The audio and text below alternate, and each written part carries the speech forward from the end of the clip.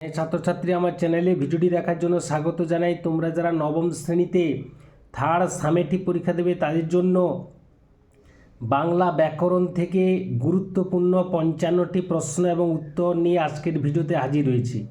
আশা করি ভিডিওটি শুরু থেকে শেষ পর্যন্ত মনোযোগ সহকারে দেখবে, তাতে অনেক উপকৃত হবে।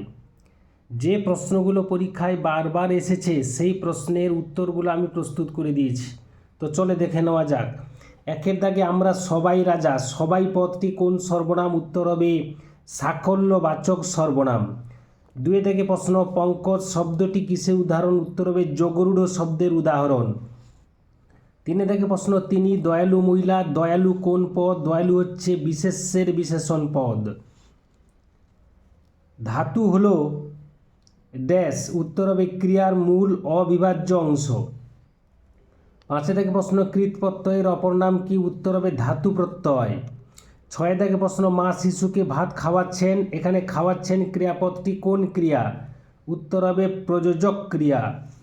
সাথে থেকে প্রশ্ন, সংস্কৃত উপসর্গের সংখ্যা কত? উত্তর হবে 20টি। আটে থেকে প্রশ্ন, ডাক্তারি শব্দে কোন দুটি ধারার শব্দের মিশ্রণ ঘটেছে? উত্তর হবে ইংরেজি ও বাংলা প্রত্যয়। নয় থেকে প্রশ্ন, দ্বিকর্মক্রিয়ার একটি উদাহরণ দাও। উত্তর, বাবা ছেলেকে সাইকেল দিলেন। এখানে দিলেন হলেও দ্বিকর্মক্রিয়া, কেননা তার দুটি কর্ম রয়েছে, একটি হচ্ছে ছেলেকে, অপরটি হচ্ছে সাইকেল। ছেলেকে হচ্ছে গৌণ কর্ম এবং সাইকেল হচ্ছে মুখ্য কর্ম, কাজেই দিলেন হচ্ছে এখানে দ্বিকর্মক্রিয়ার উদাহরণ। পরবর্তী প্রশ্ন, 10 থেকে, বৃষ্টি পড়ে টাপুর টুপুর কোন অব্যয়? টাপুর টুপুর হলো ধন্যাত্মক অব্যয়। 11 থেকে প্রশ্ন, কৃদন্ত শব্দ কাকে বলে? উত্তর হবে কৃত প্রত্যয়ান্ত শব্দকে কৃদন্ত শব্দ বলে। যেমন ক্রিযুক্ত তব্য সমান কর্তব্য, এখানে কর্তব্য হলো কৃদন্ত শব্দ। 12 থেকে প্রশ্ন, খুবই গুরুত্বপূর্ণ প্রশ্ন, আলংকারিক বা বাক্যালঙ্কার অব্যয় কাকে বলে? যে সমস্ত অব্যয় বাক্যে ব্যবহৃত হয়ে অর্থের কোনো পরিবর্তন ঘটায় না কিন্তু অলঙ্কারের মতো বাক্যের শোভা বর্ধন করে, সেই সব অব্যয়কে আলংকারিক অব্যয় বলা হয়। উদাহরণটা সে পাশে রয়েছে, জেনে নেব। কত না দিনের দেখা, কত না রূপের মাঝে, এখানে না না হলো আলংকারিক অব্যয়। এ তো মেয়ে, মেয়ে নয় দেবতা নিশ্চয়, আর একটি উদাহরণ যেখানে তো হচ্ছে আলংকারিক অব্যয়। 13 থেকে প্রশ্ন, যাও তাকে যেমন করে হোক খুঁজে আনো, বাক্যটিতে সর্বনাম পদ নির্ণয় করো। উত্তর হবে তাকে। 14 থেকে প্রশ্ন, আগন্তুক বা কৃতঋণ শব্দ কাকে বলে? বিদেশি জাতির আগমন সূত্রে অথবা প্রাদেশিক ভাষার সূত্রে যেসব শব্দ বাংলা ভাষায় প্রবেশ করেছে তাদের আগন্তুক বা কৃতঋণ শব্দ বলে। যেমন আইন, আচার, চা, চিনি, টেবিল ইত্যাদি। 15 থেকে প্রশ্ন, সকর্মক্রিয়া কাকে বলে? বাক্যে যে ক্রিয়ার কর্ম থাকে তাকে সকর্মক্রিয়া বলে। যেমন আমি ভাত খাই, এখানে খাই হচ্ছে সকর্মক্রিয়া, তার একটি কর্ম রয়েছে সেটি হচ্ছে ভাত, কাজেই খাই হলো সকর্মক্রিয়া। ক্রিয়া বিশেষণে একটি উদাহরণ দাও। ধীরে যাও, এখানে ধীরে হচ্ছে ক্রিয়া বিশেষণ। 17 থেকে প্রশ্ন, হরতাল, গরবা শব্দগুলি কোন ভাষা থেকে বাংলায় এসেছে? উত্তর হবে গুজরাটি ভাষা থেকে। 18 থেকে প্রশ্ন, হেটপণ্ডিত শব্দে কোন প্রকার শব্দের সংমিশ্রণ ঘটেছে? উত্তর হবে ইংরেজি এবং তৎসম শব্দ। 19 থেকে প্রশ্ন, অনুসর্গকে পরসর্গ বা কর্ম প্রবচনীয় বলে কেন? অনুসর্গ বিশেষ্য বা সর্বনাম পদের পরে বসে একে পরসর্গ বা কর্ম প্রবচনীয় বলে। 20 থেকে প্রশ্ন, অনুজ্ঞা ভাবের উদাহরণ দাও। দুপুরে ঘুমিও না, এটি হচ্ছে অনুজ্ঞা ভাবের উদাহরণ। 21 থেকে প্রশ্ন, পোর্টম্যানটিউ ওয়ার্ড কথাটির আবিধানিক অর্থ কি? উত্তর হবে জোড় কলম শব্দ, যেমন ধোঁয়াযুক্ত কুয়াশা, ধোঁয়াশা, সেরকমই। হাঁসযুক্ত সজারু সমান হাঁসজারু, বকযুক্ত কচ্ছপ, বকচ্ছপ। 22 থেকে প্রশ্ন, অধিকরণ কারকে উপসর্গের প্রয়োগ দেখাও। জাহাজ উপসাগরে পৌঁছলো, এখানে উপসর্গ হলো উপ।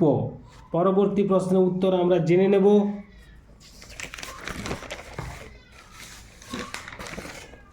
শব্দের ব্যুৎপত্তিগত অর্থ ব্যবহারিক অর্থ এক হলে হয়। উত্তর হবে যৌগিক শব্দ। পরবর্তী প্রশ্ন 24 থেকে, বাংলা উপসর্গ কোথায় বসে? বাংলা উপসর্গ শব্দের আগে বসে। 25 থেকে প্রশ্ন আর যদি এসেই পড়েন তাহলে যদি কোন অব্যয়, যদি হলো পদান্বয়ী অব্যয়। 26 থেকে প্রশ্ন তৎসম তদ্ভব শব্দের অর্থ লেখো। তৎসম শব্দের অর্থ হচ্ছে সংস্কৃতের সমান, তদ্ভব শব্দের অর্থ হচ্ছে সংস্কৃত থেকে জাত বা উদ্ভূত। লুঙ্গি কোন শ্রেণীর শব্দ? উৎসগত দিক থেকে লুঙ্গি হচ্ছে বর্মী শব্দ। 28 থেকে প্রশ্ন ধ্বনি বিপর্যয় কাকে বলে? দ্রুত উচ্চারণের ফলে শব্দের মধ্যবর্তী স্থানের পাশাপাশি দুটি বর্ণের স্থান বদল ঘটলে তাকে ধ্বনি বিপর্যয় বা বর্ণ বিপর্যয় বলে।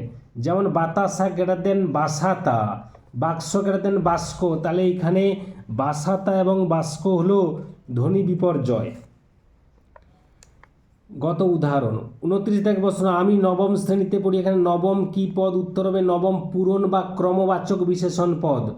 জগৎ এবং জিজ্ঞাসা শব্দের ব্যুৎপত্তি লেখো। জগৎ গ ম সন্ত গম যুক্ত কিব কয় বয়সই প। জিজ্ঞাসা বর্গজয়ী আকার জ্ঞায় যুক্ত সন যুক্ত অ যুক্ত আ। 31 থেকে প্রশ্ন সহি গ্রেটার দেন সই, এখানে ধ্বনি পরিবর্তনে কোন নিয়ম কাজ করেছে? উত্তর হবে বর্ণলোপ বা ধ্বনি লোপের কাজ করেছে। 32 থেকে প্রশ্ন অসমাপিকা ক্রিয়ার সাথে মৌলিক ধাতুর যোগে যে ক্রিয়া গঠিত হয় তাকে কি বলে? উত্তর হবে যৌগিক ক্রিয়া বলে। খুবই গুরুত্বপূর্ণ প্রশ্ন এই যৌগিক ক্রিয়া। উদাহরণ হচ্ছে সে বসিয়া পড়িল, এখানে বসিয়া পড়িল হচ্ছে যৌগিক ক্রিয়ার উদাহরণ। এরপরে পরবর্তী প্রশ্ন আমরা চলে যাব 33-এর দাগে আশ্চর্য পূর্বাপর শব্দের সন্ধি বিচ্ছেদ করো। আশ্চর্য আযুক্ত চর্য, পূর্বাপর পূর্বযুক্ত অপর। পাতি উপসর্গটি কোন অর্থে ব্যবহৃত হয়? ক্ষুদ্র অর্থে পাতি উপসর্গটি ব্যবহৃত হয়। পরবর্তী 34 থেকে প্রশ্ন সে কথা বলতে আমার বুক ফেটে যাচ্ছে, এখানে সে হচ্ছে কোন বিশেষণ? উত্তর হবে সর্বনামীয় বিশেষণ। পরবর্তী প্রশ্ন 35-এর দাগে বাংলা ভাষায় মৌলিক স্বরধ্বনি কয়টি ও কী কী? খুবই গুরুত্বপূর্ণ প্রশ্ন। 7টি, যথা অ আ হর্ষই এ ও হর্ষৌ এবং অ জফলাকার এ।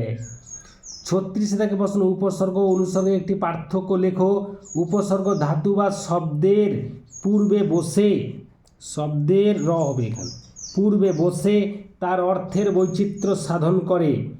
অব যুক্ত বর্গজয়ী আকার সমান অবজ্ঞা, তাহলে অব হচ্ছে উপসর্গ, বর্গজয়ী আকার হচ্ছে ধাতু, আর অনুসর্গ পদের পরে আলাদাভাবে বসে বিভক্তির কাজ করে। যেমন হাত দিয়ে টেবিল ঠেলো না, এখানে হাত হচ্ছে পদ আর দিয়ে হচ্ছে অনুসর্গ। 37 থেকে প্রশ্ন অভিশ্রুতি কাকে বলে? অপিনীতিজাত হর্ষই বা হর্ষ তার পূর্ববর্তী ব্যঞ্জন ধ্বনির আগে সরে এসে যখন পাশাপাশি স্বরধ্বনিকে প্রভাবিত করে এবং নিজেও তার সঙ্গে মিশে পরিবর্তিত হয়ে যায় তখন তাকে অভিশ্রুতি বলে। যেমন করিয়া গ্রেটার দেন কইরা গ্রেটার দেন করে, এখানে কইরা থেকে করে, এই করে হলো অভিশ্রুতি। 38 থেকে প্রশ্ন মঠ অট্টালিকা ভাঙ্গি করে খান খান, এখানে ভাঙ্গি ক্রিয়াপদটি হলো অসমাপিকা ক্রিয়া। পরবর্তী প্রশ্ন 39 থেকে সেইখানে জল পরিবর্তন করা হইতেছিল, এটি কোন কালের উদাহরণ? ঘটমান অতীতকাল। পরীক্ষায় প্রশ্ন আরেকটি গুরুত্বপূর্ণ আসে, সেটা হচ্ছে নিত্যবিত্ত অতীতকালের একটি উদাহরণ দাও। সেটি আমি উদাহরণটা বলে দিচ্ছি। আমি রোজ সকালে ফুল তুলতাম। 40 থেকে প্রশ্ন সাপেক্ষ অব্যয় যোগে একটি বাক্য গঠন করো। যদি তোর ডাক শুনে কেউ না আসে তবে একলা চলো রে। যদি আর তবে এখানে সাপেক্ষ অব্যয়।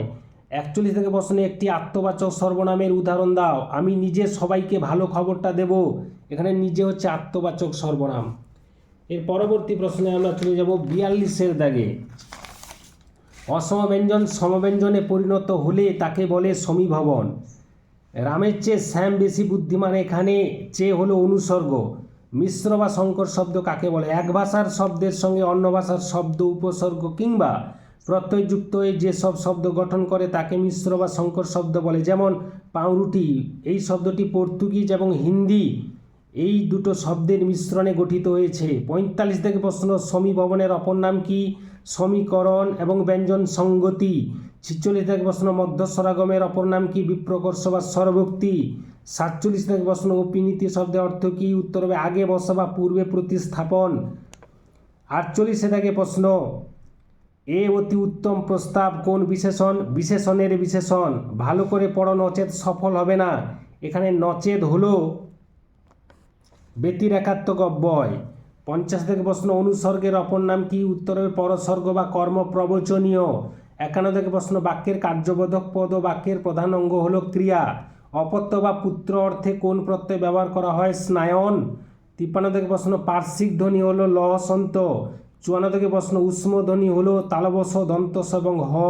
55 থেকে প্রশ্ন তাড়িত, কম্পিত এবং নৈকট্য ব্যঞ্জন ধ্বনি উদাহরণ দাও। উত্তর হবে তাড়িত ব্যঞ্জন হচ্ছে ডয় শূন্য অড় এবং ঢয় শূন্য অড়, কম্পিত ব্যঞ্জন হচ্ছে র, নৈকট্য ব্যঞ্জন হচ্ছে অন্তস্থ। এই ছিল আজকের ভিডিও।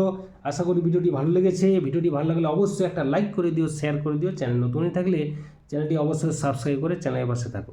ভিডিওটি এতক্ষণ ধরে দেখার জন্য ধন্যবাদ রইল। নেক্সট ভিডিও আবার তোমাদের সঙ্গে দেখা হচ্ছে।